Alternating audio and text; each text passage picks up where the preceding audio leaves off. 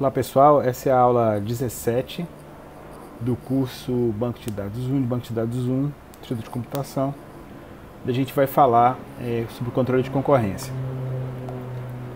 A gente continua então nessa aula a questão do controle de concorrência e recuperação de falhas em transações em bancos de dados. O conteúdo dessa aula foi tirado dois dos nossos livros textos, o Fundamentals of Database Systems, de Amaury Navate, e o Database System Concept de Subashart, Korfis e Sudarshan. Então estão aqui as referências das sessões que estão cobertas aqui nessa aula. Bom, a gente vai falar em boa parte aqui do curso sobre protocolos para controle de concorrência em bancos de dados. Esses protocolos são um conjunto de regras para garantir a serializabilidade das transações. Para a noção de serializabilidade, por favor, olhem as aulas anteriores, a aula 16 e a aula 15. Elas são implementadas pelos SGBDs na construção de todas as transações. Desta forma, isso vai garantir com que os escalonamentos sejam serializáveis. E, portanto, não será necessário aplicar testes de serializabilidade sobre esses escalonamentos. A gente vai ver três tipos de protocolos. O protocolo de bloqueio em duas fases, que é o mais importante, que a gente vai gastar mais tempo aqui conversando, que é um protocolo baseado em bloqueio de itens para prevenir acesso concorrente. Também vamos falar rapidamente sobre o protocolo baseado em timestamps, que usa identificadores únicos para ordenar as operações das transações, e o protocolo baseado em multiversões, que utiliza múltiplas versões de cada item de dados para poder lidar com o controle de concorrência. O mais importante desse, que a gente vai dar mais ênfase, é o protocolo de bloqueio em duas fases, e vamos apresentar algumas noções sobre o protocolo baseado em timestamps e sobre o protocolo baseado em multiversões. Então, começando então com o protocolo baseado em bloqueios, primeiro conceito que eu gostaria de apresentar é o conceito de lock, ou bloqueio. Um lock ou bloqueio consiste então das principais técnicas para controle, uma das principais técnicas para controle de transações concorrentes. O que é um lock? Lock é uma variável associada a um item de dados do banco de dados, e em geral vai existir uma dessas variáveis, um lock desse para cada item de dados. O lock, ou essa variável, ela descreve o estado do item com respeito às possíveis operações que podem ser realizadas. Se for utilizado corretamente, a gente vai ver que os locks, os bloqueios, eles vão ajudar a sincronizar o acesso das transações concorrentes. Existem basicamente dois tipos de locks, os locks binários e os locks multimodo, ou shared exclusive. O lock binário apresenta somente dois estados, que é lock e unlock. Ele é muito simples e muito restritivo e não é usado na prática em SGBDs, mas didaticamente ele é útil para a gente começar a discutir o conceito de lock. O segundo tipo de lock é o lock multimodo, ou shared exclusive, que é bem mais geral. Esse é usado na prática em SGBDs, e ele tem três estados em vez de dois. Tem o read lock, o write lock e o unlock. A gente vai falar sobre isso depois. Então, começando aqui a falar sobre os locks binários. Os locks binários são usados para garantir a exclusão mútua em um item de dados. Em um dado instante, somente uma transação pode manter o lock de um item de dados X. Então, se o valor de lock X for igual a 0, o item de dados X pode ser acessado por uma transação. E se o valor de lock X for igual a 1, esse item não pode ser acessado por outra transação que não seja a transação que está mantendo o acesso ao lock, ao item de dados. Então, como é que funciona a operação lock item X aplicada sobre um item de dados X? Então, X é um item de dados e o lock item X é uma operação que é executada sobre o item de dados X quando uma transação precisa acessar o item de dados X. Então, a transação T executa lock item X. Se o valor de lock X for 1, a transação T é forçada a esperar em uma fila Q de X. Então, aqui já está claro que para cada item de dados X existe uma fila Q, que são a fila das transações esperando para acessar esse item de dados X. Então, se o lock X for 1, né, se for igual a 1. Se o lock X for igual a 0, significa que o item de dados está liberado para acesso. Então, a operação lock item X faz lock x receber 1 e a transação pode acessar o item de dado x, certo? Então, se uma transação já está acessando o item de dado x, ela testa se lock x igual a 1 e a transação é forçada a esperar em lock x, certo? Toda vez que eu faço um lock item x, acesso o meu dado, quando eu termino o acesso, a transação vai fazer uma outra operação que é a unlock x, unlock item x. O que vai fazer a operação unlock item x? Quando a transação executa unlock item x, lock x vai virar 0, né? vai ser atribuído 0, e essa mesma operação vai acordar a próxima transação que está esperando na fila aqui de x, se houver alguma transação esperando. Então essa transação acorda e pode executar o seu lock item x. Como é que funciona a implementação de lock item x e unlock item x no sistema operacional? Lock item e unlock item devem ser implementadas como seções críticas no sistema operacional. Isso significa que não pode haver preempção durante a sua execução, durante a execução de lock item x e unlock item x. Vou passar esse ruído aqui um minutinho e já volto. Pronto. Então, lock item x e unlock item x, as operações de unlock e unlock no item de dado x, elas devem ser implementadas como seções críticas no sistema operacional. Isso significa que durante a sua execução não pode haver preempção nessas operações. E, cara, como a gente já falou, cada item x deverá ter uma fila Q de x para organizar a espera das transações. Tanto as seções críticas de unlock item x e unlock as seções críticas de lock item x e unlock de item x, como a fila Q de x, são implementadas usando recursos do sistema operacional. Outra coisa que é mantida pelo sistema operacional, pelo SGBD, é uma tabela de locks, onde para cada item de dado x, né, a gente tem o ID desse item, o valor do lock, né, que se for um lock binário pode ser 0 ou 1, a transação que está mantendo esse lock, porque só uma transação pode manter o lock de cada vez, e a fila de transações que está esperando para acessar esses dados, esse item de dados. O gerente de locks é um subsistema da SGBD que mantém essa tabela e garante o controle de acesso. Então, pessoal, só para enfatizar aqui, para cada item de dados do banco de dados eu tenho um conjunto de estruturas associadas. Eu tenho a variável de x, a variável lock x, associada a cada item de dados x. Eu tenho a fila, né, que contém os ID das transações que querem acessar esse item. E eu tenho uma tabela de locks, né, mantida, onde eu tenho uma entrada dessa para cada lock. Né? Então eu tenho estruturas de dados associadas ao processo de controle de concorrência baseado em locks que a gente está estudando aqui. Quais são as regras para as transações que querem usar os locks binários? Bom, primeiro, uma transação T deve executar lock item x antes de fazer o read x ou write x, ou seja, qualquer transação antes de acessar o dado, ela tem que pedir permissão para acesso usando a operação lock item x. Então lembre-se que a gente falou antes, ela executa lock item x, se o item x já estiver em uso, ou seja, se o valor do lock x for 1, a transação vai esperar na fila. Se for 0, né, ela faz o valor de lock x 1, certo? Então é assim que acontece o lock.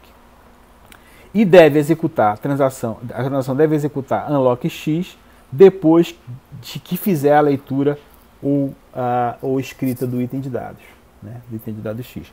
O unlock x, como a gente já viu, ele libera a primeira transação que está esperando na fila e muda o valor de lock item x para 0.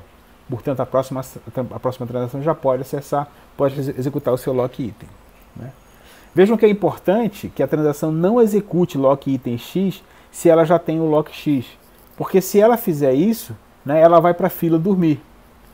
E como é ela que vai liberar, jamais será liberado. Então, nunca mais vai acessar. E ela também não pode acessar o lock item x, a menos que ela já tenha o lock item x, porque ela, nesse caso, quebraria o problema do controle de concorrência, né? Liberaria o acesso ao item de dados por outra transação, prejudicando o controle de concorrência. Então, isso não pode acontecer. Então, essas são as regras para locks binários. Mas os locks binários, como a gente já viu, eles são muito restritivos. Então, na prática, eles não são usados. O que é usado na prática é um outro tipo de lock, que é o chamado de lock multimodo, também chamado de lock share exclusive, né? O lock X, no caso do lock multimodo, pode receber 3 valores e não somente 2, ou seja, pode ter 3 estados e não somente 2. O lock binário só pode ter a livre ou ocupado, né? 0 ou 1, mas no caso do lock multimodo eu tenho 3 estados, 3 situações: read lock, write lock e unlock. O read lock, também chamado de lock compartilhado, permite que várias transações possam ao mesmo tempo ler o item de dados X, o item de dados que está sendo acessado. Mas nenhuma transação pode escrever o item quando o estado é read lock. Então, o estado read lock, várias transações podem ler o item, mas nenhuma transação pode escrever o item. No estado write lock, ou lock exclusivo, somente uma transação pode acessar o item, né? E essa transação provavelmente vai estar escrevendo o item. Então, no estado write lock, somente uma transação pode ter acesso. E eu vou ter, cara, no unlock, o item de dados está liberado para acesso. Eu também vou ter uma tabela de locks para manter os locks multimodos, onde eu tenho o ID do item, o valor do lock, que pode ser read lock, write lock ou unlock. Eu vou ter a lista de transações que estão lendo esse item, se eu tiver em modo read lock, ou o ID da transação que está escrevendo, se eu tiver em modo write lock. E eu vou ter a fila de transações esperando para acessar esse dado. Veja que nessa fila eu posso ter tanto transações que vão ler, quanto transações que vão escrever, dependendo do modo que o lock esteja na hora que essa transação entrou na fila. Então esse é o lock multimodo, ou também chamado de lock share exclusive. Regras para locks multimodo. A transação T deve executar read lock X ou write lock X antes de read X. Ela deve executar write lock X antes de write X. Vejam que é permitido que na leitura eu execute tanto read lock quanto write lock, né? Embora não seja vantagem a gente usar o write lock, porque a gente está diminuindo, estou falando write lock para leitura, porque a gente está diminuindo o grau de concorrência em cima do item de dados X e, portanto, estamos impactando o sistema. Mas no caso do write lock, eu só posso executar eu sou obrigado a executar o write lock se eu vou fazer uma escrita no item de dados. O unlock, ele vai ser executado depois da leitura ou escrita, né? Vou liberar depois que eu tiver feito a leitura ou escrita. Claro, a transação não deve executar o read lock se ela já tem o bloqueio do item, também não deve executar o write lock se ela já tem o bloqueio do item, e ela só pode executar unlock se ela já tiver o item bloqueado, certo? Então eu não posso executar essas operações a não ser nessas condições, pelas mesmas razões que a gente viu lá no lock binário, né? Se eu executar um read lock e eu já tiver bloqueado, né, eu posso ter que entrar na fila. Write lock é a mesma coisa, a mesma transação entra na fila e ocorre um travamento no sistema. O unlock X, se eu liberar enquanto eu tenho acesso, qualquer transação pode entrar e acessar o banco de dados. Então eu só posso liberar um unlock a menos se eu já tiver bloqueado. Se eu não tiver bloqueado, não. Bom, existe uma exceção para essas regras, que é chamada de conversão de locks multimodo. Eu posso fazer um upgrade, ou seja, se a transação T é a única transação que possui bloqueio de leitura para X, ela pode executar o write lock. Então, uma exceção para executar o write lock é quando eu tenho o item bloqueado pela transação, é quando essa transação é a única que tem o bloqueio de leitura. Então eu posso escalar, posso fazer um upgrade nesse lock, tornando um lock de escrita. E o downgrade, uma transação T pode executar inicialmente um write lock e mais tarde executar um read lock se ela já parou de escrever e só vai ler. Essas são exceções à regra geral, aquelas regras que a gente acabou de ver nas regras para o lock multimodo. Então tem essas exceções que são as conversões de lock multimodo. Bom, Mas a coisa importante é como é que a gente vai usar os bloqueios para garantir serializabilidade. A gente vai ver já agora que o simples uso de locks não garante serializabilidade, né? Tem um exemplinho aqui, suponha que eu tenho duas transações, T1 e T2, e os meus itens de dados são X e Y. Então, a primeira transação 1 vai fazer um read lock X, antes de acessar o read item, né, como deve ser feito, né? Então, vou fazer um read lock X, suponha que o item estava livre, né? Então, ele faz uma leitura de read item X e vai ler o valor do item, que é 4. Na variável de memória X eu faço X recebe X menos 2, portanto X tem o valor 2. E eu, como terminei de fazer a leitura, eu já posso fazer um unlock segundo as regras que a gente viu, correto? Então eu faço um unlock. Ok. Faço um unlock, a transação 2 entrou, fez um read lock X, né? A variável X está liberada, né? Eu já tinha feito um unlock aqui. Faço o read item X, né? Vejam que eu ainda estou lendo o valor 4. Por que eu estou lendo o valor 4? Porque eu não escrevi o valor de item X, do item X no banco de dados. Então esse valor 2 só é conhecido na memória, né? Nesse ponto aqui entrou a transação 2, fiz a leitura do read item X 4, faço X recebe X mais 4, 7, terminei a leitura, faço um unlock X. Transação 1 voltou, né? Começou a executar, ganhou o processador, faço um write lock X, write item X. Então escrevi o valor de dados do dado X, certo? Porque é o valor que eu conhecia aqui em T1. Né? Faço desbloqueio, faço o bloqueio do item Y, leio o item Y, certo? Estou lendo o valor 8. Perdi o processador, entrou a transação 2, fez write lock X e fez um write item X. Então vejam que aqui essa atualização do write item X foi perdida aqui, ela foi sobrescrita pela atualização da transação 2. Vejam que eu estou seguindo corretamente as regras estabelecidas para o uso de lock, né? Eu faço um read lock antes da leitura, e depois que eu termino a leitura faço um unlock. Mesma coisa aqui, faço um write lock antes da escrita, quando eu termino faço um unlock, né, no item X. Mesma coisa aqui, tá tudo certinho. Mas mesmo assim, eu tenho aqui um problema de controle de concorrência, ou seja, esse escalonamento não é serializável, né? E a razão disso é que o uso de lock simplesmente não garante serializabilidade, certo? Bom, vamos ver um outro exemplo aqui, ó. Suponha que eu tenho essas duas transações, ficou um pouquinho deslocado aqui, deixa eu consertar para a gente não ter problema, rapidamente aqui, desculpem. Pronto, ficou mais, agora dá para ver.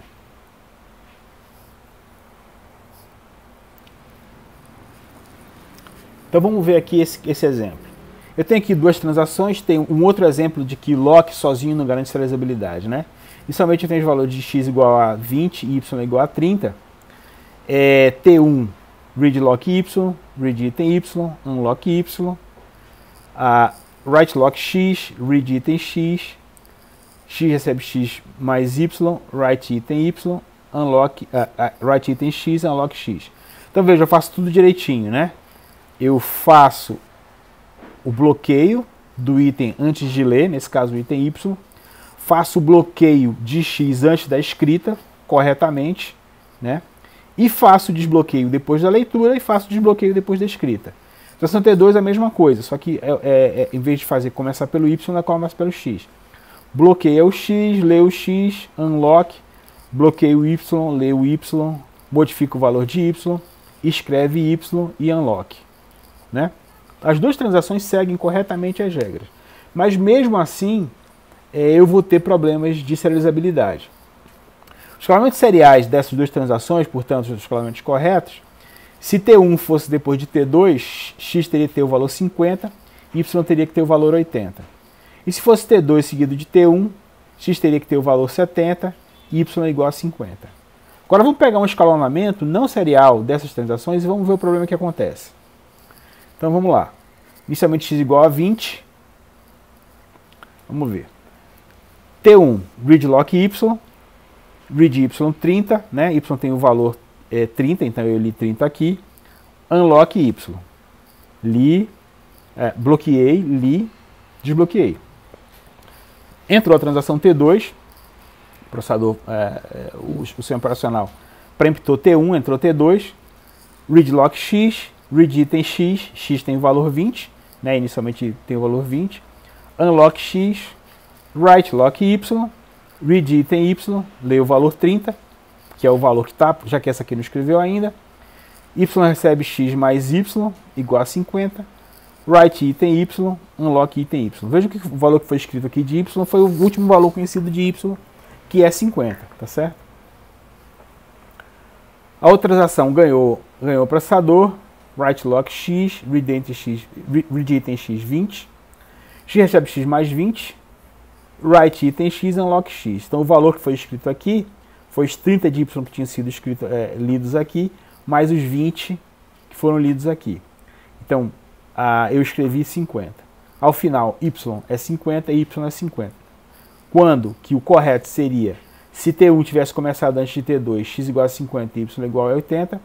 E se T2 tivesse começado antes de T1, x igual a 70, y igual a 50.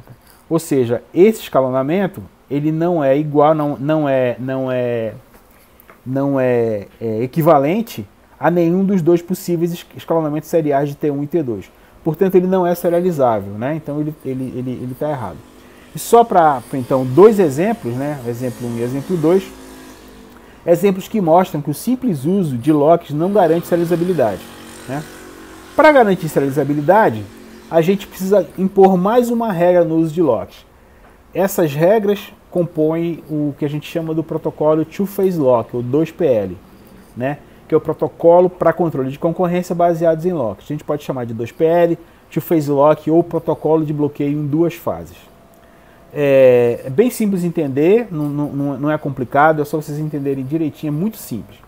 Uma transação segue esse protocolo 2PL se todos os locks na transação precedem o primeiro unlock, né? Ou seja, eu não posso fazer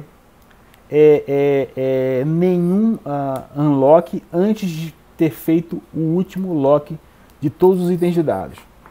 Então vamos ver exemplos aqui. Antes do exemplo, só ilustrar aqui um pouquinho. Então na fase 1 eu tenho a fase de expansão, por isso que é Two-Phase Lock na fase 1. Eu tenho a fase de expansão, onde os locks todos são obtidos, mas nenhum é liberado, e a fase 2, que é a fase de contração, onde os locks são liberados, mas nenhum novo lock é obtido. Então na fase 1 eu acumulo, o número de locks cresce, no chamado ponto de lock eles começam a decair até o final da transação. Então vamos ver aqui duas transações que seguem o 2PL, né? Seguem os 2PL. Vamos lá. T1, read lock y, read item y, write lock x. Então vejam só, eu fiz o bloqueio de y, li o y e bloqueei x. Só depois que eu for bloquear x é que eu posso fazer um unlock y. Né? Vejam que eu poderia ter feito o desbloqueio de y logo depois que eu fiz a leitura de y. Mas para seguir o 2PL, primeiro eu tive que bloquear x para depois fazer o bloqueio de y. Certo? Aí depois eu faço a leitura de x, x recebe x mais y, write item x e finalmente unlock x. Certo? Vejam que eu não poderia fazer unlock x antes, tá? Porque eu ainda preciso dele para escrever. Ok? Nesse caso, eu segurei o bloqueio de y até que eu fiz o último bloqueio, que é o bloqueio de x. Certo? Então essa transação segue o 2PL porque eu faço todos os bloqueios, 1, 2, antes do primeiro desbloqueio, 1, 2. Certo? Então vejam que eu tenho as operações em vermelho, todas antes das operações em azul, né, que são os unlock. Todos os locks precedem o primeiro unlock. Né? Então primeiro eu adquiro todos os locks, depois todos os unlocks. Vamos repetir aqui então. Fiz o bloqueio de y. Perdi o meu mouse aqui só um pouquinho.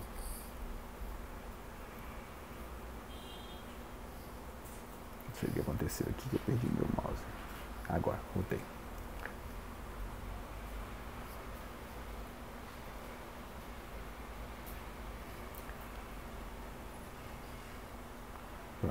Fiz o bloqueio de Y, fiz o bloqueio de Y, certo? Para leitura, já que eu vou ler. Fiz o bloqueio de X, para escrita, já que eu vou escrever X. E somente depois que eu fiz o bloqueio de X é que eu pude desbloquear Y, para seguir o 2PL, certo? Vejam que numa situação normal, onde eu não quisesse seguir o 2PL, eu poderia ter desbloqueado o Y logo aqui depois da leitura de Y, mas eu segurei esse bloqueio um pouquinho, né? Li o Y, o X, né? Fiz X mais Y e bloqueei o X. Desculpa, li o X. Escrevi o X. Só depois disso fiz o desbloqueio. Então essa transação segue o 2PL. Aqui uma outra transação que segue o 2PL, só que ela envolve os itens na ordem inversa. Read lock X, read item X, write lock Y, e só agora eu posso fazer um lock de X depois que eu fiz o último bloqueio em X, o último bloqueio do item de dados em Y. Read item Y, X recebe X mais Y, write lock Y e faço então o unlock Y. Certo? Então todos os bloqueios precedem o primeiro desbloqueio, né? Olhem aqui, então agora vejam as mesmas transações não seguindo o 2PL. Então olha só. Read lock Y, read item Y, unlock Y. Então eu fiz logo o desbloqueio de Y aqui.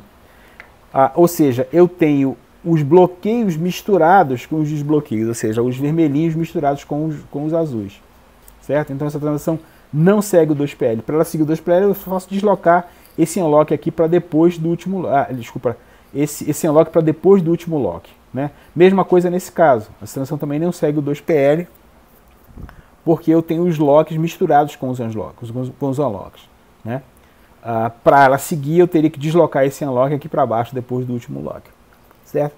Então, notem só o seguinte, que para seguir o 2PL, eu preciso segurar o bloqueio dos itens um pouquinho depois do ponto onde o bloqueio ainda era necessário. Tá certo? Então, por exemplo, suponha que eu vou ler, a minha transação vai trabalhar com 30 itens de dados. Certo? Eu teria que bloquear os 30 itens primeiro para só depois liberar qualquer um deles, né? Mesmo que eu não precise usar todos ao mesmo tempo, certo? Então o 2PL ele prejudica um pouquinho o grau de concorrência do sistema, certo?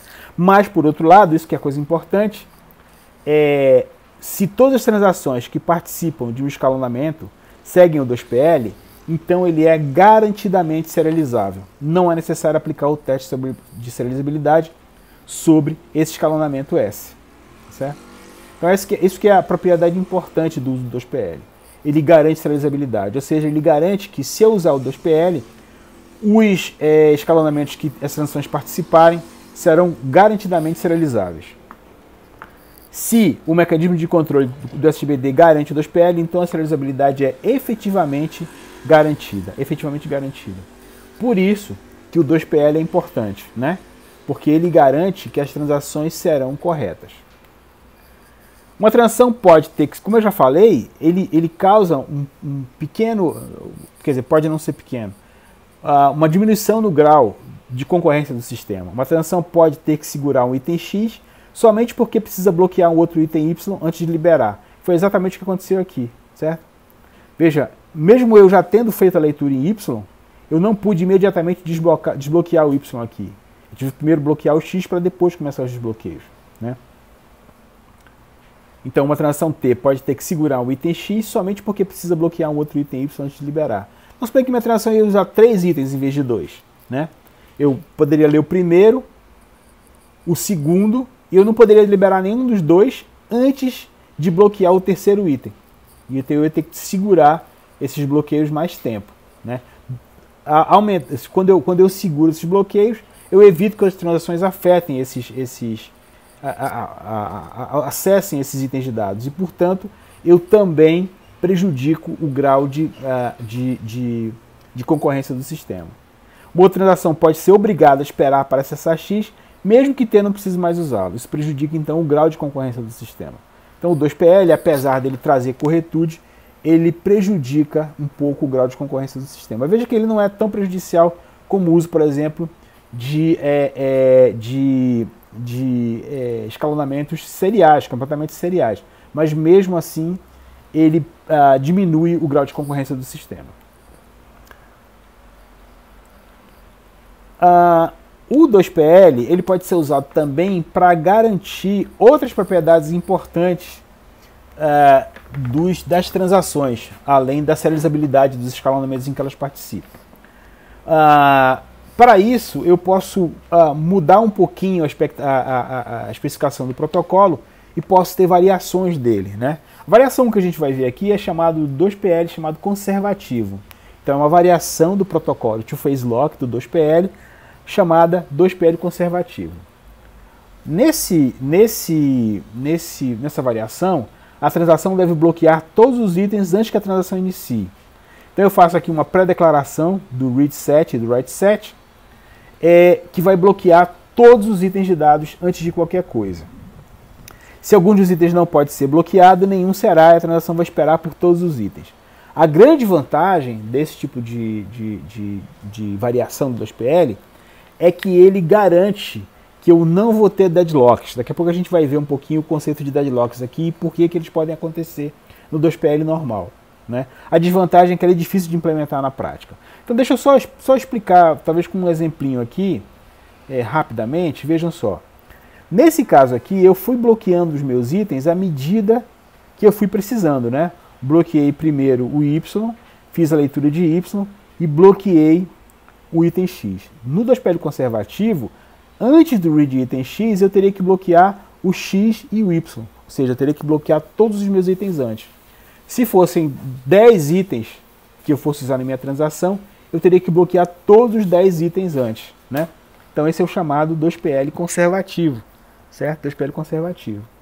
Ele é interessante porque ele evita deadlocks, mas ele tem como desvantagens, ele é difícil de implementar na prática, porque em princípio eu não consigo determinar de antemão quais são os itens de dados que eu vou bloquear, porque pode ser que eu tenha na semântica da minha transação situações em que eu preciso bloquear uns itens e outros não, né? Eu posso ter, por exemplo, condicionais lá dentro, eu posso ter loops que dependem de variáveis, onde eu vou bloquear alguns itens e outros não, e eu não posso determinar isso de antemão, porque eu não sei o que a semântica da transação vai me levar a fazer, certo? Então esse é um ponto. O outro ponto é que, claro, como eu bloqueio todos os itens de dados antes, eu vou diminuir ainda mais o nível de concorrência do meu sistema, o grau de concorrência do meu sistema. Então o 2PL conservativo é interessante porque evita deadlocks, depois a gente vai ver por que ocorre os deadlocks quando a gente usa o 2PL, pode acontecer deadlocks quando a gente usa o 2PL, mas o 2PL conservativo ele evita que isso aconteça. Então essa é a primeira variação interessante que me daria uma propriedade, que é evitar a ocorrência de deadlocks no sistema. A segunda variação é a chamada deadlock estrito.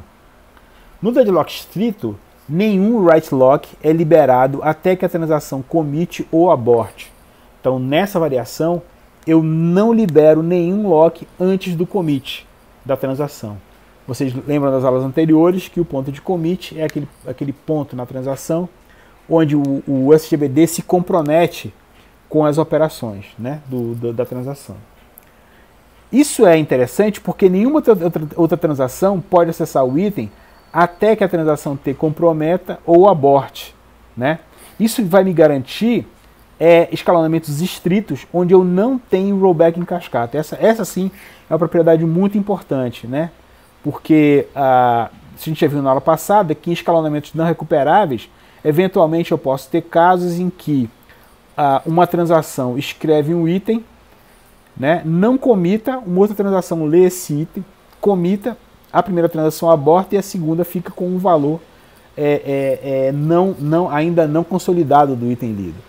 Então isso pode garantir escalonamentos que não sejam, pode levar a escalonamentos que não sejam recuperáveis e mais causar rollback em cascata. Por favor, vejam as aulas anteriores para ver rollback em cascata e escalonamentos não recuperáveis. Esse tipo de variação do 2PL estrito, ele garante que todos os escalonamentos serão, além de serializáveis, eles serão recuperáveis. essa variação é a variação mais popular do 2PL, embora ela não garanta a ausência de deadlocks, tá certo? Vejam que esse tipo de protocolo de bloqueio, ele também vai diminuir o grau de concorrência do sistema, porque eu vou segurar todos os locks, não só até o último lock, né? O meu unlock só vai acontecer no commit, né? Então só no final da transação. No 2PL normal, eu poderia fazer, né, o meu unlock logo nesse ponto aqui, né? Mas no 2PL estrito, esse que a gente está vendo, eu teria que segurar esse unlock, esse último unlock, até o final da transação, né? Até o final da transação. Então isso iria manter os itens de dados presos, nesse caso aqui o Y, até o final da transação. Então isso diminui o grau de concorrência, mas me garante, por outro lado, que eu vou ter escalonamentos recuperáveis. Isso é super interessante, super importante do ponto de vista da corretude das transações no sistema, né? Ele tem uma desvantagem, que ele não é livre de deadlocks, e claro, uma outra desvantagem é que ele diminui o grau de concorrência do sistema, tá certo?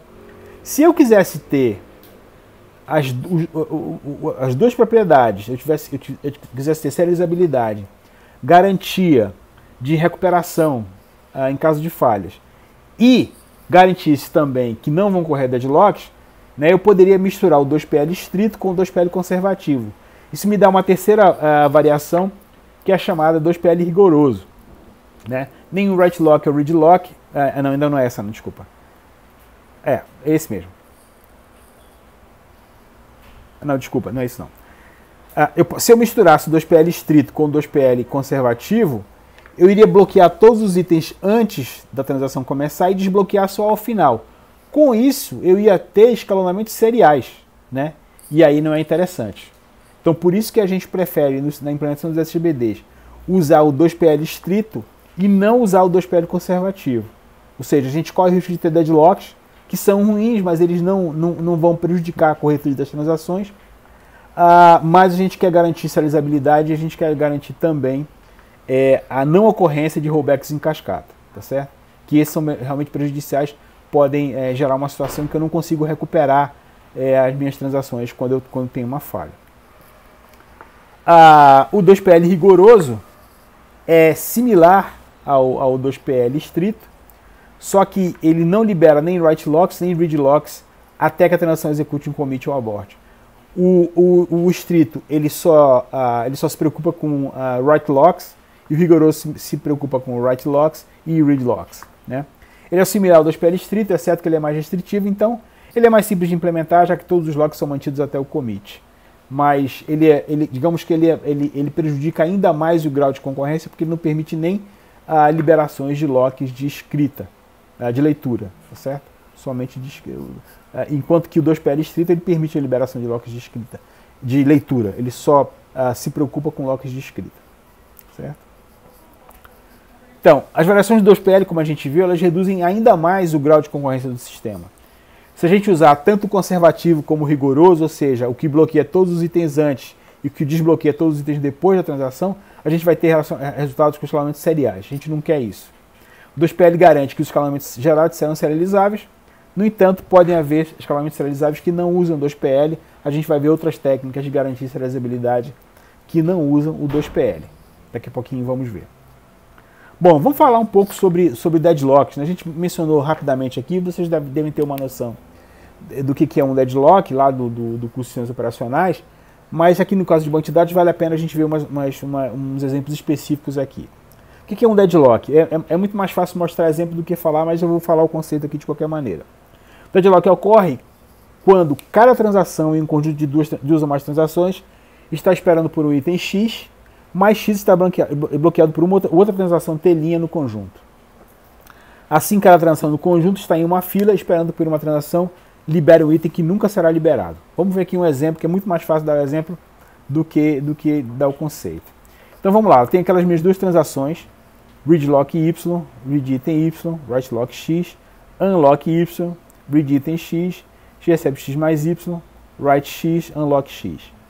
T2, read lock X, read item X, write lock X, Y, unlock X, read item Y, Y recebe X mais Y, write item Y, unlock Y. Vejam que elas duas seguem o 2PL, bonitinhas, né? Mas vamos ver o que está acontecendo aqui.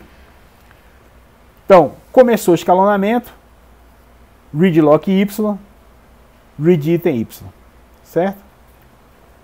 Nesse momento, o seu operacional preemptou T1, passou o processador para T2, T2 fez um read lock X. Então, nesse ponto, eu tenho T1 segurando o lock de Y para leitura, T2 segurando o lock de X para leitura, certo? Nesse ponto, T1 executou um write lock X, ou seja, pediu para T2 liberar X. Como X estava segurando esse item X, T1 foi colocado na fila para dormir, certo? Como ele foi colocado na fila para dormir, T2 assumiu o processador e executou um write lock Y. Ou seja, ele vai esperar para T1 liberar Y, que estava sendo bloqueado aqui, certo? Então T2 vai para a fila esperar Y ser liberado. Mas o Y ele nunca será liberado. Por quê? Porque ele está sendo segurado por Y, pela transação T1, Y está sendo segurado pela transação T1, que está bloqueada. E só pode avançar depois que X for liberado. Mas X nunca será liberado, porque a transação T2 segurou o item de dado X e não vai liberar porque está esperando a liberação de Y. Então T1 segura T2 e T2 segura T1 e nenhuma das duas vai avançar. Então essa é a situação de deadlock, tá certo? Um exemplo de uma situação de deadlock, onde duas transações podem bloquear uma a outra, certo? Vejam que uma maneira de evitar o deadlock, a gente já falou isso, seria bloquear todos os itens antes, certo? Ou seja, em vez de primeiro bloquear Y, fazer a leitura e depois bloquear X, eu tentaria bloquear todos os itens aqui primeiro. Se eu não conseguisse bloquear, essa transação abortaria e pronto. Então T2 não entraria em deadlock com T1, certo? Seria uma maneira. Isso é feito aqui no que a gente falou, né, no chamado 2PL conservativo, que na prática não é usado. Né? Ele não é usado na prática porque prefere-se usar o 2PL estrito. E se a gente usasse o 2PL estrito e conservativo, a gente tem escalonamentos seriais. Então não faz sentido isso. Né? Então, o 2PL normal, o 2PL que a gente viu, o caso geral do 2PL e o 2PL estrito, eles correm o risco da ocorrência de deadlocks, certo? E os sistemas, os SBDs vivem com isso, tá certo? Ou seja, existe sempre o risco de ocorrência de deadlock quando a gente está usando um SGBD relacional, que usa o 2PL, o 2PL estrito, certo? Algumas dicas para isso não acontecer é manter as transações curtas, existem técnicas para isso, que não dá tempo de a gente discutir aqui no curso de banco de dados 1. Bom, no entanto, umas coisas que a gente pode fazer é ter apoio do próprio sistema para evitar que deadlocks ocorram ou lidar com deadlocks, tá certo? Então, a gente pode trabalhar com a eliminação da possibilidade de deadlocks, ou seja, usar o 2PL conservativo, que na prática não é adotado. A gente pode tentar prevenir contra a execução, a execução de deadlocks. Uma transação seria uma transação que solicita um novo lock é abortada se existe a possibilidade de deadlock. Né? Então eu tento prevenir o deadlock abortando a transação se eu descubro que deadlock pode acontecer. E uma terceira maneira é detectar o deadlock. Né? O SGBD periodicamente verifica a ocorrência de deadlocks. Se ocorrer uma das transações que é chamada de vítima, é abortada e as outras continuarão. Então são três maneiras de lidar com o deadlock. Evitar completamente que eles ocorram, prevenir a ocorrência, caso exista a possibilidade, e detectar quando ocorre e desfazer o deadlock automaticamente. Então vamos lá. Primeiro, prevenção de deadlock com timestamps. Né? A gente pode usar selos de tempo, né? Marcas de tempo ou timestamps, para evitar que deadlocks, para prevenir que deadlocks aconteçam. Então vamos lá, quando a gente faz isso? Cada transação T do conjunto de transações que a gente está gerando vai receber um timestamp único, ou seja, um identificadorzinho. Né? Se tem um iniciante de T2, então eu tenho certeza que o timestamp de T1 é menor que o timestamp de T2, né, já que ocorre antes. Então, duas técnicas para prevenção. Uma é a chamada wait die. Se TS1, se o timestamp de T1 é menor que o timestamp de T2, T1 pode esperar, né? Se não, T1 é abortada e reiniciada com o mesmo timestamp que ela tinha antes. Né? Então vejam, eu aborto, né? Se eu tentar bloquear e uma transação ela iniciou depois dessa transação que está bloqueando, eu aborto essa transação, para não ter a possibilidade do deadlock acontecer. É o que eu faria, por exemplo, aqui. Né? Eu tentaria, nesse caso aqui, tentaria bloquear. Né? Se o timestamp dela fosse menor, eu seguraria, eu tentaria fazer, mas aqui aconteceria a prevenção. Né? Eu vou tentar bloquear, o timestamp de T2 é maior do que T1, então eu aborto T2 para que o deadlock não venha a ocorrer, tá certo? Então essa é a técnica wait die. A outra técnica, a segunda técnica, é a would wait. Se TS menor que TS2, aborta T2 e restarta depois com o mesmo timestamp. Se não, T1 pode esperar. Nessa daqui, eu abortaria T2 porque TS2 é maior do que TS1. Então, wait die e would wait. Não interessa qual é das duas técnicas, a transação mais nova é sempre abortada, tá certo? É sempre abortada. Então essa técnica é usada para prevenir deadlocks. Então eu deixo as transações começarem e se houver perigo de que o deadlock ocorra, né, na hora do bloqueio, o que eu vou fazer é abortar a transação mais nova, certo? Então essa técnica, duas técnicas, wait die e would wait. Existe também a técnica sem espera, ou no waiting, se uma transação não pode obter um lock, ela aborta depois de um tempo pré-definido. Então você tenta bloquear e se esse bloqueio extrapola um deadline de tempo pré-estabelecido, ela simplesmente é abortada. A outra é chamada espera cautelosa, o cautious wait. Considere que TI tenta bloquear um item X que já está bloqueado por TY. Se TJ não está bloqueado por algum outro item, TI pode esperar. Se não, TI é abortado. Certo? Então o que eu vou tentar fazer é evitar que dois itens sejam bloqueados pelas mesmas transações. Essa chamada espera cautelosa é usada em vários SGBDs. Bom, uma coisa que pode acontecer por causa das técnicas de deadline é um fenômeno chamado inanição ou starvation. Uma transação sofre inanição se ela é impedida de progredir por outras transações durante um longo período de tempo. Exemplo, esquemas de desbloqueio injusto que priorizam determinadas transações sobre outras, e esquemas de prevenção de deadlocks, como a que a gente viu, que vitimam a mesma transação repetida. A wait die e would wait, que reusam os timestamps, elas podem reduzir a inanição, mas a inanição pode acontecer, tá certo? Pode ser transações que são sempre bloqueadas, sempre abortadas em função de outras e não conseguem ler, não conseguem bloquear o seu item de dados, quanto elas sofrem de inanição ou de starvation. Ou seja, elas passam fome na hora que tentam acessar os itens. Bom, a gente viu até esse momento técnicas de controle de concorrência baseadas em locks. Né? Tudo que a gente viu até agora foi nesse sentido. Agora a gente vai ver um segundo conjunto de técnicas para controle de concorrência, mas esse baseado totalmente em timestamps, ou seja, não usa locks.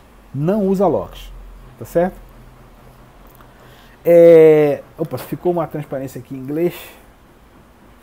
Bom, vamos fazer em inglês mesmo. Depois eu corrijo aqui.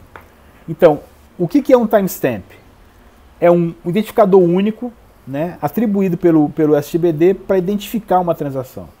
Né? Ele é atribuído na ordem em que as transações são submetidas e ele reflete o tempo de início da transação. Né? A grande vantagem dos controles, das técnicas de controle de concorrência baseadas em timestamps é que elas não usam locks, ou seja, elas não bloqueiam transações. Portanto, não há possibilidade de ocorrer deadlocks. Então, tem essa grande vantagem de não permitir, não abrir a possibilidade de ocorrer deadlocks. Está aqui, o slide em português. Né? Então, a abordagem geral é impor uma ordem serial equivalente nas transações com base em seus timestamps identifica, o timestamp é um identificador único atribuído pelo SGBD para identificar uma transação. Ele não usa locks, portanto, deadlocks não ocorrem. Como é que é feita a geração de timestamps? Um timestamp, então, é um contador incrementado, onde tem o valor dele incrementado cada vez que o valor é atribuído a uma transação. Ele é atribuído na ordem de envio das transações para o SGBD. Indica o momento de início da transação. Usa o valor atual da data, hora do relógio, né? E o sistema garante que não são gerados dois timestamps durante o mesmo instante do relógio. Veja que pode acontecer de duas transações serem enviadas exatamente no mesmo instante de tempo do relógio, né? Porque o relógio ele é discreto, não é contínuo, né? Mas o SGBD vai garantir que isso não vai acontecer para evitar que eu tenha timestamps repetidos, o que complicaria demais aqui o nosso esquema de controle de concorrência baseado em timestamp. E é garantido que transações mais novas têm timestamps estritamente maiores que os anteriores, né? Então eu posso garantir que os timestamps são diferentes e que eles refletem a ordem de envio das transações. Então os timestamps são ordenados de tal maneira que eu vou permitir a intercalação de operações e transações. Eu vou garantir que a ordem dos timestamps é seguida para cada par de operações conflitantes. Vejam que como eu garanto essa ordem, eu tenho basicamente a mesma propriedade que eu verifico lá nos meus grafos de precedência, na hora de verificar se o escalonamento ele é serializável, né? Ou seja, eu garanto a ordem das operações conflitantes entre as transações, certo? Então isso vai me garantir serializabilidade. Para cada timestamp do BD, eu vou ter dois valores de timestamps. Eu vou ter o timestamp de leitura, o readTS, e o timestamp de escrita, o writeTS, para cada item de dado X. Qual é o algoritmo básico de controle de concorrência baseado em timestamps? Se as operações conflitantes forem detectadas, a operação posterior é rejeitada, abortando a transação que emitiu. Isso garante escalonamentos serializáveis por conflito, né? Mas pode gerar starvation, similar à técnica de controle de deadlock que a gente viu antes. Eu também tenho um algoritmo um pouco mais estrito que garante escalonamentos serializáveis por conflito e estritos, né? Iguais que a gente viu lá no 2PL estrito. Então vamos lá. Uma transação TI envia um read key para o banco de dados. Se TSI, né, ou seja, se essa transação ela é mais recente, se o timestamp dessa transação ela é menor do que o writeTS, ou seja, se essa transação é mais recente do que a última transação que tentou escrever em Q, então TI precisa ler um valor de Q que já foi subscrito. Portanto, a operação read é rejeitada e TI é abortada, né? Então eu não vou deixar acessar porque esse valor já foi modificado. Portanto, eu estou lendo um valor de um item que já foi modificado. Portanto, eu posso correr o risco de ter um problema de serializabilidade aqui. Então, eu não deixo essa leitura ocorrer e aborto o TI. Se TSTI é maior do que o writeTST, então a operação de read é executada. E readTST recebe o máximo entre readTST e o timestamp dessa transação. Ou seja, se eu estou tentando ler, né? Se eu estou tentando ler e essa operação ela é maior, ela tem um tempo ela ocorreu depois do writeTS, significa que ela já está lendo um valor de item que já foi escrito, né, Então a operação de read é executada. Então eu posso ler que eu estou lendo um valor consolidado agora, né? Então essa transação já pode ser executada, essa operação pode ser executada. E o TS vai receber o maior entre o readTST e o TST, ou seja, se essa transação ela está sendo lida por uma transação mais antiga que ela, ou se ela é a mais antiga que está lendo, né? Mais nova, desculpa. Mais nova que ela, ou se ela é a mais nova que está lendo. Bom, isso é no caso do read, né? No caso do write, uma transação TI envia um write key. Se TSTI é menor do que o readTS, ou seja, se essa transação ela é mais antiga que a última transação que leu, então o valor de que TI está produzindo foi necessariamente anterior e o sistema assumiu que esse valor não seria reproduzido. Portanto, a operação de write é rejeitada, essa operação de write é rejeitada e TI é abortada. Se TSTI é menor do que o write TSI, ou seja, se essa transação ela é mais antiga que a última transação que escreveu, então TI está lendo escrever um valor obsoleto de Q, portanto a operação write é rejeitada e TI é abortada. Caso contrário, o write é executado e o write TSQ recebe TSTI. Então vejam aqui que como vocês estão vendo, o protocolo de bloqueio baseado em timestamp, ele pode, em muitos casos, abortar as transações. Tá certo? Abortar as transações. Isso é uma maneira de garantir que eu não vou ter problemas na concorrência, ou seja, que eu vou ter serializabilidade, mas vejam que eu posso ter starvation porque muitas transações são abortadas. Né? Por isso que muitos sistemas preferem o primeiro tipo de controle que a gente viu, que é o controle baseado em bloqueios, do que o controle baseado em timestamps. Né? Então vamos ver aqui um exemplo, né? Duas transações T25 e T26. Vamos assumir inicialmente que read TSA e read TSB é 0, e read TSA e write TSA são 0, ou seja, nenhuma transação leu nem escreveu nenhuma transação leu nem escreveu A, nenhuma transação leu ou escreveu B, né? Write TSB igual a write TSB igual a 0. Vamos assumir que TS25, transação 25, tem um timestamp menor que a transação T26, ou seja, a transação 25 começou antes. A gente vai ver que esse protocolo garante serializabilidade por conflito, porque as operações são realizadas na ordem do timestamp. Então vamos ver lá aqui. Faço a leitura de B, né? Faço a leitura de B, B recebe B menos 50, write B. Né? Ou seja, ela segue o protocolo porque essa leitura está ocorrendo depois, e essa escrita está ocorrendo depois dessa leitura. Faço o read A, esse read A também é seguido, display A e B, mostra o valor de A mais B. Faço A, recebe A mais 50, write A e display A e B. Então, essa transação está correta de acordo com o timestamp porque eu sigo, ou seja, essa transação mais antiga que leu segue a ordem, né? Então, todas as leituras são feitas pela transação mais antiga e assim por diante. Então, portanto, eu sigo aqui o 2PL. Né? Eu não vou precisar abortar. Nesse caso aqui, né, nesse outro exemplo, esse write T da transação 27, ela reverte a ordem do timestamps, porque essa transação ela foi a primeira a escrever, certo? Então, como eu tenho revertido a ordem do timestamps, essa transação T27 seria abortada, né? E eu manteria o controle de concorrência abortando. Nesse caso aqui não é preciso abortar nenhuma transação. Bom, por que os timestamps, por que o protocolo de timestamps ele sempre garante corretude? Ele garante serializabilidade uma vez que todos os arcos no grafo de precedência são da forma que a transação com o menor timestamp ela precede a transação com o maior timestamp, né? Foi isso que a gente viu aqui, ó. Todos os casos aqui. Então, o acesso a B é antes de T25 e depois de T26. O acesso a A também é antes em T25 e depois em T26. Ou seja, preserva a ordem dos timestamps. Então, isso garante que a gente não vai ter ciclos no grafo de precedências.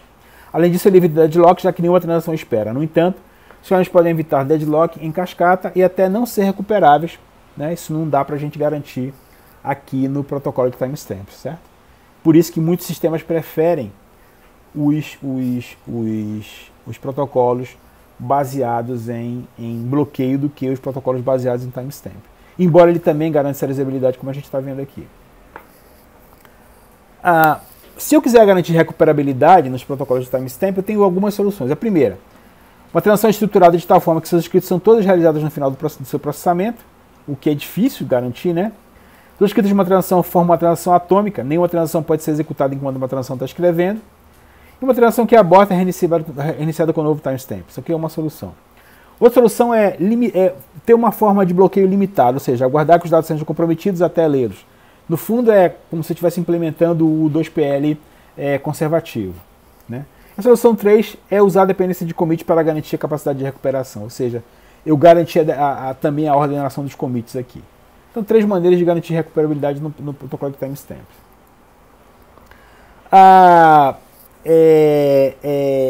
Uma maneira de melhorar, de diminuir um pouco os problemas com o timestamp, com o protocolo de timestamps, é usar a chamada regra de Thomas. Era uma modificação no algoritmo básico, ela não impõe serialidade por conflito, ela rejeita menos operações de escrita, modificando verificações pela operação write-x. Como é que ela vai funcionar? Operação write obsoletas podem ser ignoradas sob determinadas circunstâncias.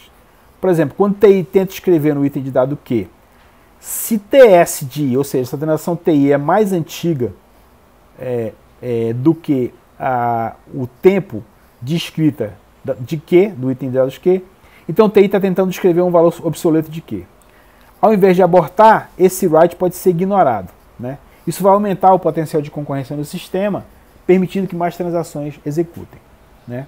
Mas ele vai garantir, ele não vai garantir serialidade por conflito. Isso que é a coisa importante. Bom, então a gente viu o protocolo baseado em bloqueios, que foi a primeira técnica, e a segunda técnica é o protocolo baseado em timestamps. Agora tem uma terceira técnica, que são os esquemas baseados em multiversão, né? Uma terceira maneira de tentar garantir serializabilidade, ou seja, garantir controle de concorrência. A ideia do controle por multiversões é manter versões antigas de item de dados para aumentar a concorrência, né? A ideia principal é cada escrita bem-sucedida resulta na criação de uma nova versão do item de dados escrito. Então, e eu uso timestamp para rotular essas versões, né? Eu tenho as várias versões dos itens, cada uma identificada com timestamp. Quando uma operação read Q for emitida, ele vai selecionar uma versão apropriada de Q com base no timestamp da transação que leu e devolve o valor da versão selecionada. Leituras de item tem que esperar, nunca tem que esperar, porque a versão apropriada é devolvida imediatamente. Então a ideia aqui é que eu tenha múltiplas versões do item de dados, ou seja, eu sempre tenho uma versão do item de dados para ser lido, como numa transação pede para fazer a leitura. Ou seja, eu nunca bloqueio, nunca paro leituras, tá certo? Essa que é a ideia do esquema de multiversão. Então, várias versões do item de dados são emitidas pelos sistemas. Algumas operações de leitura que seriam rejeitadas em outras técnicas podem ser aceitas dentro de uma versão mais antiga do item de dados. Ele garante a serializabilidade, mais demanda, mais armazenamento, porque eu tenho que guardar as várias versões. Eu posso ter multiversão com timestamps, multiversão com 2PL e multiversões com chamados snapshots. Na multiversão com timestamps, cada item de dados Q tem uma sequência de versões Q1, Q2, QM. Cada versão dessa aqui inclui o conteúdo da versão Q. WriteTS QK é o timestamp da transação que criou, ou seja, que escreveu KQ.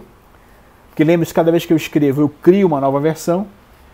ReadTS KQ é o maior TS de uma transação que lê com sucesso QK, ou seja, é o timestamp da transação mais nova, o maior TS, que leu com sucesso a versão QK. Suponha que a transação TI emite um read Q ou um write Q. Seja QK a versão de TS da escrita, cujo TS de escrita é maior TS de escrita menor ou igual a TSI, ou seja,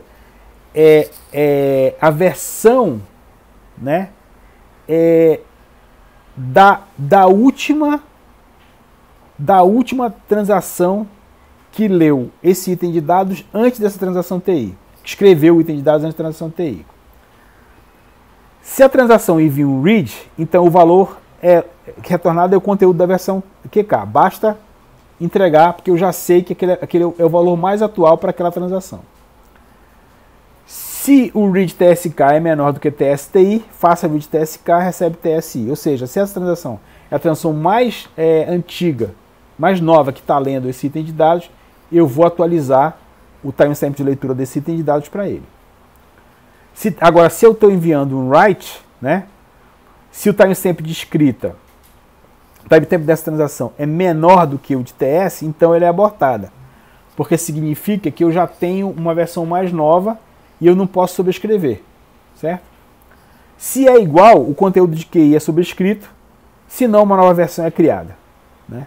E eu vou inicializar WriteTSQ e ReadTSQ para o TSTI, porque eu tenho uma versão nova do item de dados. Então é dessa maneira que multiversão com timestamp garante a serializabilidade. Observação, as leituras sempre são realizadas, eu não tenho bloqueios. Uma escrita de TI é rejeitada se alguma outra transação TJ, que, considerando a ordem TF, deve ler a escrita de TI, já tenha lido a versão criada pelo timestamp anterior. Então eu aborto, porque senão eu corro o risco de sobrescrever uma escrita, por exemplo. Então isso não vai acontecer. Esse protocolo, multiversão com timestamps, ele garante serializabilidade. Outra maneira de garantir serializabilidade com multiversão é misturar o multiversão com 2PL. Eu vou usar aqui uma versão modificada dos bloqueios, né? Onde eu vou ter agora o read, write e o certify, né? Então, se uma transação está lendo, outra pode ler, outra pode escrever, certo? Mas se ela estiver certificando, não pode. Se eu tiver em write, uma transação pode ler, porque eu já tenho o valor na multiversão. Não posso escrever, porque eu estaria violando a serializabilidade. E o certify, não. Né? E se eu tiver no certify, eu não posso ler, escrever e nem fazer um certify. O certify basicamente é a verificação da multiversão. Então, durante a certificação, durante a atualização das multiversões, eu não posso fazer nada. Tá certo? Isso aqui seria a comparação do Read, Write, Certify com um 2PL que só usa Read, Write. A terceira maneira de fazer controle de concorrência com multiversão é usando snapshots. Essas técnicas são chamadas de técnicas otimistas, porque também chamadas de técnicas de validação e certificação. Nenhuma verificação é feita enquanto a transação está executando. Atualizações não aplicadas diretamente no banco de dados até que a transação finalizada seja validada. Todas as avaliações são aplicadas a cópias locais do item de dados. A fase de validação verifica se alguma das atualizações da transação viola a serializabilidade. A transação é comprometida ou abortada com base no resultado. Então, como é que funciona isso aqui? Eu mantenho versões dos itens de dados das transações e eu não comito antes de eu ter certeza que aquela transação funcionou direitinho.